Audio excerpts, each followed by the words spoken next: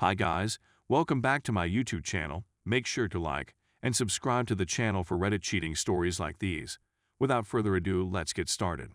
My story of ex-wife cheating on me after 26 years. Part 2. I discover her journal a month later. Yes, she maintained a journal detailing the dates, who man they were with, what they did, and how much she enjoyed it. Remember how I asked them 8 questions about what they did? She lied about all 8 of them. It comes as no surprise. Of course, her journal proves that she never used protection. One person used drugs with her in the flat, and she didn't appear to mind. She was drinking at night after I went to bed, despite the fact that neither of us drank. She was obsessed with documenting where each man used to come on her.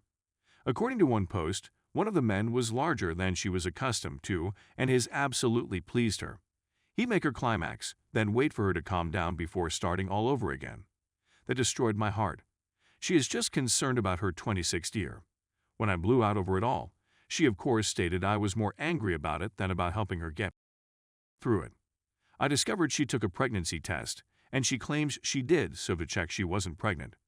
This was roughly 2 weeks before I discovered the truth. We were never able to have children, therefore the pregnancy test was quite painful for me. To be honest, I'm still unhappy about it.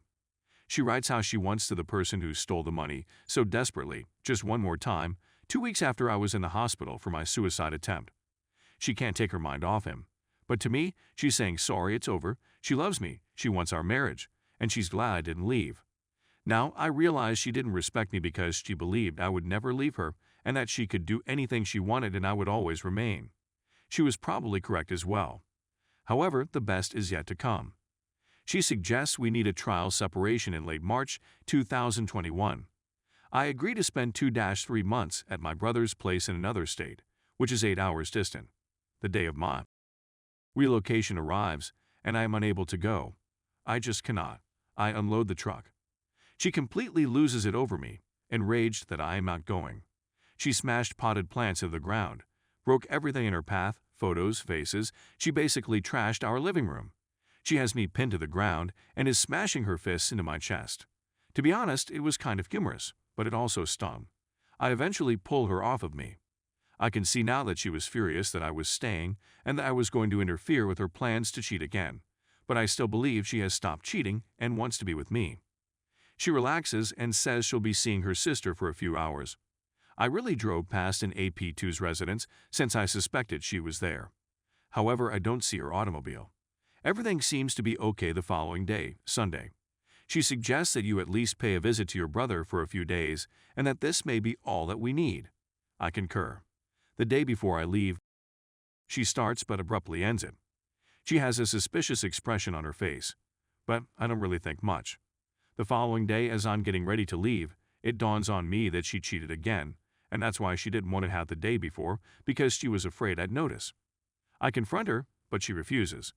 But thinking back, she must have cheated at some point the prior Saturday, when we battled about my not wanting to split, or the following day, Sunday, so I'm leaving on Tuesday. Wednesday is my birthday. We text, call, and video chat every day, and she tells me she misses me, loves me, and wants me to be her spouse.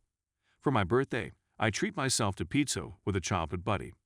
I'm supposed to call her after I leave, but she messages me and says she's going to work out and walk the dogs, so I can call later. So I call later when I'm on my way home to my brother's place. We chat, and I tell her how my buddy said to me and how I'd rather focus on our marriage since I don't want anybody else. She asks whether I'm ready to put everything behind me. Yes, I say. When I get home on Saturday, I check her email for some reason. She erased the email from her inbox, trash, and other folders, but I checked the critical folder.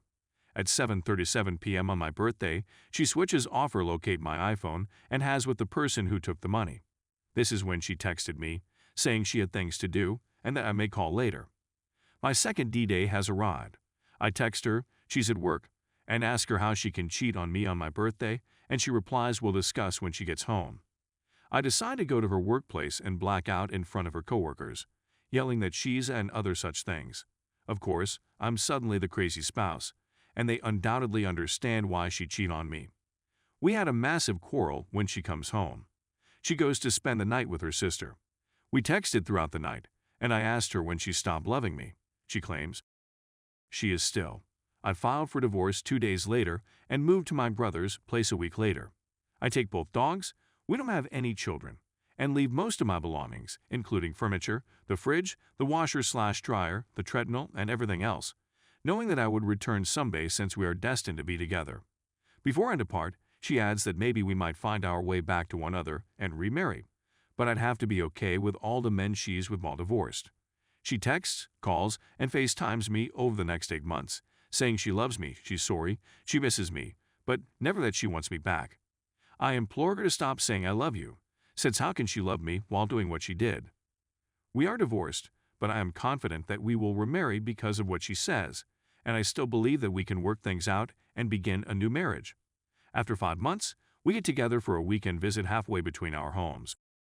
We exchange kisses. I want to have, I know, terrible, with her since she is my only partner and I was taught to have only with your spouse. I simply want to be able to experience that connection. We begin, but she haunts me. It was difficult for him to resist me, he claims, and all I hear is, but it's not difficult to refuse your lovers, as I call them. I leave him a shambles for a week. I'm getting better. We still communicate often through phone and text. I want to pay her a visit after Christmas, but she makes it apparent that we are no longer on the same page. Even though she has led me to believe we will remarry, she now says no. I'm canceling my vacation. She texts me out of the blue the Tuesday after Christmas, when I would have been visiting, saying I am on her thoughts, she is thinking of me. She isn't sure if we are talking but wanted to say hello. I choose to ignore her. I eventually return to Reddit and begin reading the posts. I finished Chump Lady's novel. My thinking flips. I suddenly discontinue all communication and feel certain that I will never speak to her again. After reading the book, I can see she did all the cheater things. She's not exceptional.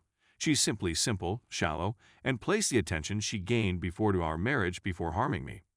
After 10 days, she contacts me again, stating she simply wants to say hello. I'm sure that's not everything. Then she contacts me a week later to see how I'm doing. She phoned me 2 days ago, but I ignored her.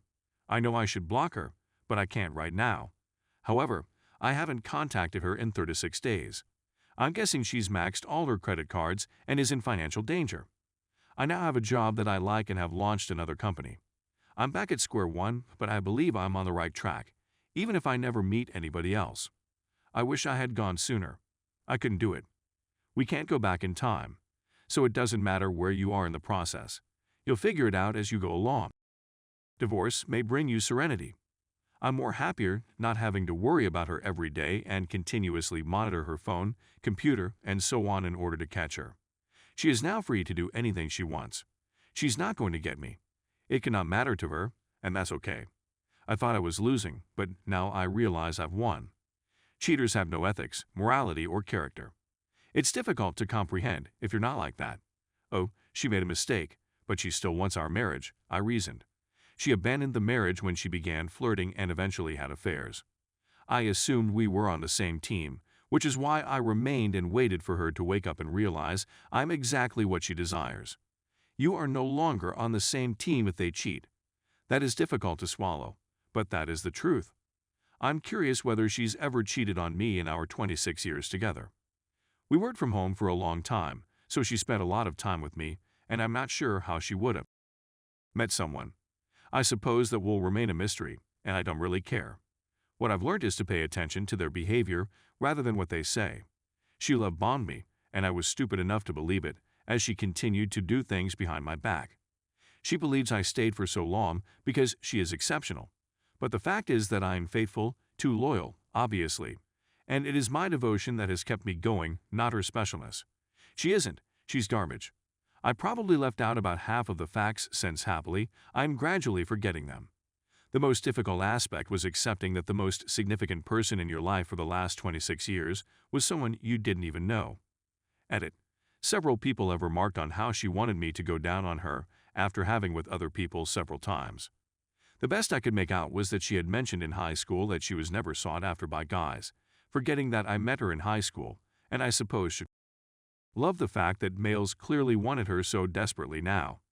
She seemed to get a kick out of the notion that I would want to be with her after she had just been with someone else, but I had no clue. So she must have persuaded herself that she was something extraordinary. Anyway, that's just my theory. I'm aware that it no longer matters. Edit 2.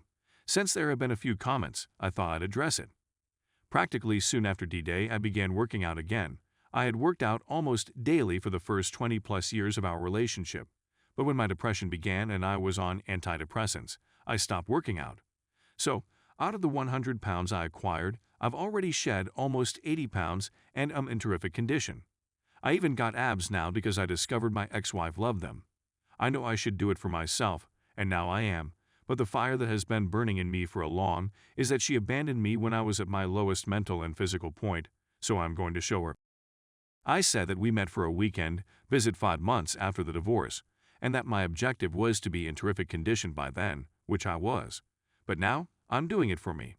I don't even think about her anymore while I'm at the gym. She did contact me on our eldest dog's birthday 2 days ago.